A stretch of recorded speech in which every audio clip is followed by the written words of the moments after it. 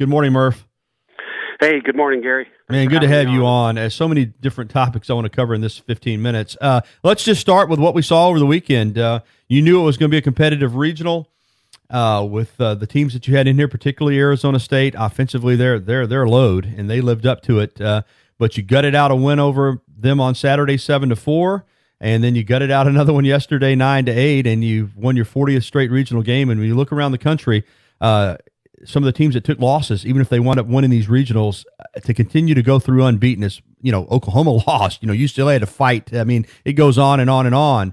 And for you to get through another regional 3-0, I don't know if I can do it justice what this program has accomplished. But let's just start with yesterday, because that's a good place to start. What a game we saw, 9-8 Alabama over Arizona State. At the press conference right afterwards, I told the media, I was like, don't even ask me what the hell just happened, because I don't remember anything. It was so exhausting, and, it was exhilarating and then heartbreaking and then back to exhilarating. And then, the last inning was just as nerve-wracking as I've ever felt in a game. And, Maddie Morgan was really an unsung hero, and she made a really good play at the end. Sure did. And that same kid had hit a line drive, I don't know, maybe the third or fourth inning. And when you look back on the pitch, it was almost on her hands.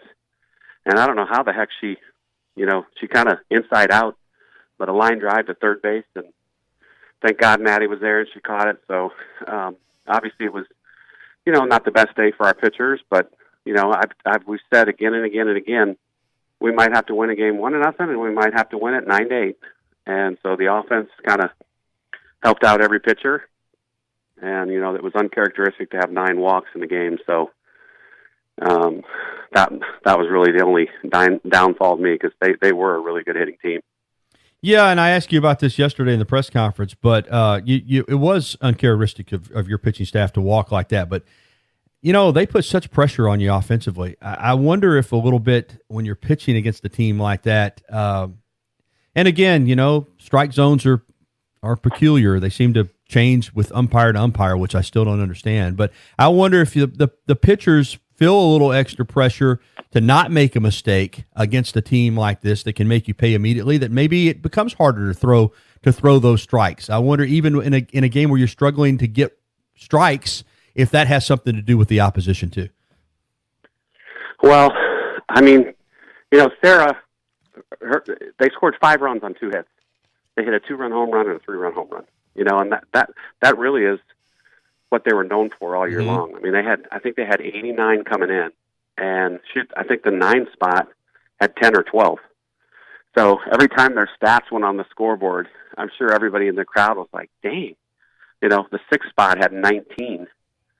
And, that, and really when you get into regionals, the super regionals, and this, but I think the fans need to realize you're hoping for a good matchup. Do you match up with the other team? All that stuff goes into our minds when they start unveiling the teams on Selection Sunday. And this was a team that was a tough matchup for us, because they did hit really, really well. They did steal some bases. Reagan, for the most part, controlled that part of their game. They had athletes everywhere on the field. Their shortstop could probably start for anybody. The right fielder made a diving catch that was as good as any we've seen. So, and their catcher had a good arm. So that was a concern, because she had thrown out a lot of people, and, we like to run. Mm-hmm. So all of that went into it. And then, the other part of it is umpires, and you can't control that. So you just try to deal with it. Yeah. This is an obvious statement, but I want to get your reaction, because clearly that's why she's at the top of the order. But when Alyssa Brown does her thing, oh my gosh, you're just so good. I'm telling you, when she hits a ground ball, even with the infield, and they got to do everything perfect. They got to field it correctly. They got to make a nice throw. And when she is putting the ball in play and putting pressure on that defense, and then KB Sides was doing it too, man, you're hard to handle offensively. She was incredible. 5 for 5 on base yesterday, and I know their shortstop. When she'd get up, she'd do something different every time. Like, okay, I'm going to play in. I'm going to play a little bit deeper. Mm-hmm. I'm going to play in the 5-6 hole. And her three hits were just, nobody was going to get her out. She had the bounces perfect. And then, I think she had 2 steals yesterday. So, she just set the table for sure. And then obviously Bailey coming through like she did. It was tough to decide our MVP of the regional. It was either going to be Alyssa or Bailey, and Bailey with so many RBIs just barely edged out Alyssa. But between and KB too, the top 4 in our order yesterday were really, really good. As crazy as this sounds, I mean, I just think everybody felt it that Hemphill, because of the situation, bases loaded, was going to get a pitch she could handle. Do you think it ever crossed their minds to walk her with the bases loaded? I know that sounds silly, but do you think it crossed their mind? My assistant, Bryn Dordell, who was a pitcher in college, and we went to dinner last night, and the first thing she said to everybody at the table was, I would have walked her. You only give up 1 run. You walk in a run, it's 5-2, mm-hmm. and then you deal with the next 2 or 3. Wow. So I think I would have too, Murph. I think I would have done the same thing. Well, it crossed her mind, Yeah. I mean, and you've seen, we were watching LSU Texas Tech, and LSU had the bases loaded like in the bottom of the 11th or 12th and didn't score. So you can get out of jams like that, and maybe give up the 1 run on the walk. But I don't know. It's a tough decision either way, because if the next kid gets a shot in the gap, then it's like, oh brother, bad decision. You score 8 unanswered to go up 8-5, and I'm not going to say that the game was on ice, but you had to feel pretty good. And then Montana, Goodman's struggling to throw strikes. Then Montana comes in uncharacteristically, and all of a sudden it's 8-8, and you're wondering if you're going to be able to get another out. I mean, it's just to get for her to stay in there and get to that 7th inning without them taking a lead. I think that shows her moxie, because she was on her heels. There's no doubt about it. But they could have blown that thing open, and you got it to the top half of the inning tied. How huge was that? Really. And I, thinking about it last night and then this morning again, and I maybe should have left Crystal Lynn maybe one more batter to see, because her changeup she got that one kid on a K that was a nasty changeup. But when the one kid, when she walked, and then that next kid, which was the kid that ended the game, lined out to Maddie for the double play, I should have maybe left her in one more. But you don't think that either one of them are going to walk. I think it was 4 people in that inning alone. So, and then when you mix in a walk, and then you get a double, and then you mix in another walk, and then you get a single, that's when crazy stuff happens. So, if you're going to walk people, you got to get the next one out. Or if you're going to give up a hit, you can't walk the next one.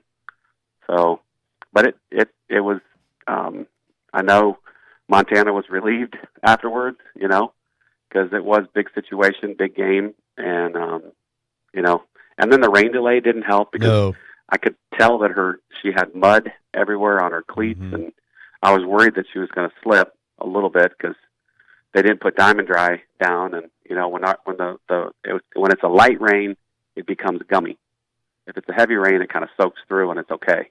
But a light rain, it causes the dirt to be like gummy, and it sticks in your cleats everywhere. Wow, I'm still saying wow after that regional. But you do move on, and you get supers, and again you 40 wins in a row, and you look around the country, and it's a dogfight. I mean, I can't emphasize how hard it is to go through a regional unbeaten. And then you have Texas, who lost their first game to Sam Houston State 2-1, and fought back through the losers bracket. Had to beat Houston twice yesterday. I mean, obviously they've got some strong pitching. They're a championship tradition-laden program, and they did it the hard way, which says a lot about their club to lose that first game and battle back through. And they used the same pitcher for the last 4 games. Holy cow! Yeah, I think I read at one point she was up to 370 some pitches. My Lord, that's old school. We don't see that much anymore. Yeah. So, everybody knows, I think if you follow softball, you know the story of the Oregon gentleman, Mike White, who took the Texas job. Yep. And then I think 4 girls followed him to Texas that semester. And she was one of them, the pitcher, the catcher, the pitcher, I think third base, and an outfielder, I believe. So, but that was one of his pitchers at Oregon. And, she obviously did it. She pitched well. So they're going to be, they have several. They have like 3 or 4 pitchers, actually. But obviously they rode her yesterday. Catcher has a good arm. Got some pop. Their second baseman is very, very good. She was an All-American last year.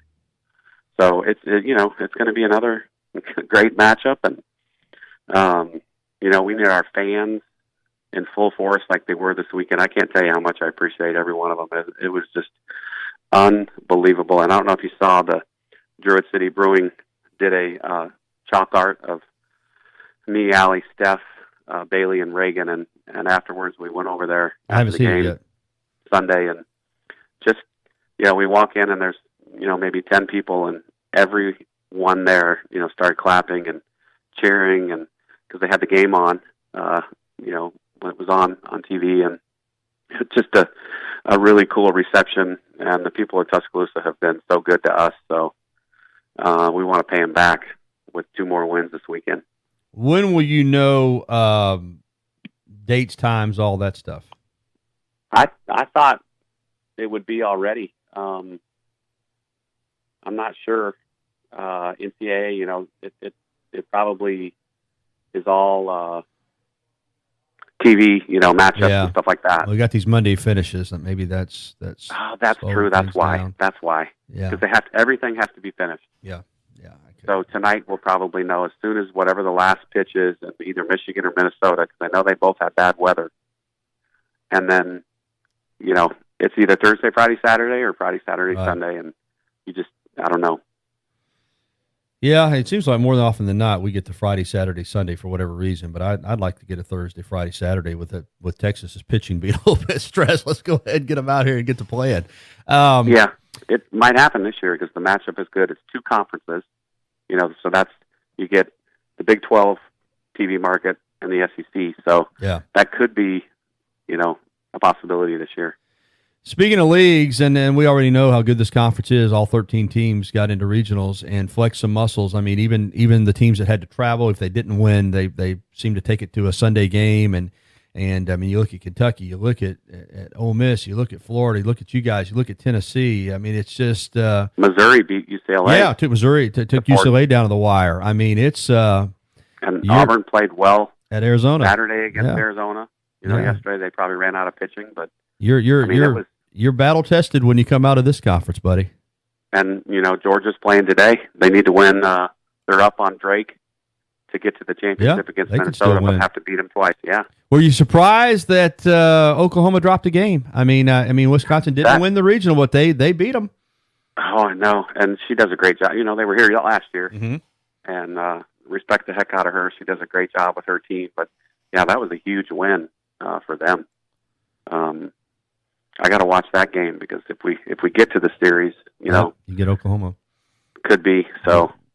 More likely. You never know. Yep. All right, I'll let you go. It's time. But one more thought. And again, this is an addictive sport. Anybody that watches it and follows it becomes a fan. But yet there are still new fans being brought in every day. And all I can say, whether it was your regional or any of these others, the people that got introduced to softball this weekend, I think are fans. I mean, it's just you watch it on television, and God forbid you're at the ballpark where it's even better. But even just watching it on television, the drama, the excitement, it is about as good a television sport as there is. And I bet a lot of new fans came on board with what we've seen from the NCAA regionals, Murph. Well, I told the team afterwards. I said, there's probably 11,000 people that watch this weekend at home, and they all went to work today. And the first thing they probably said to a coworker was, "You should have been at the softball stadium yesterday."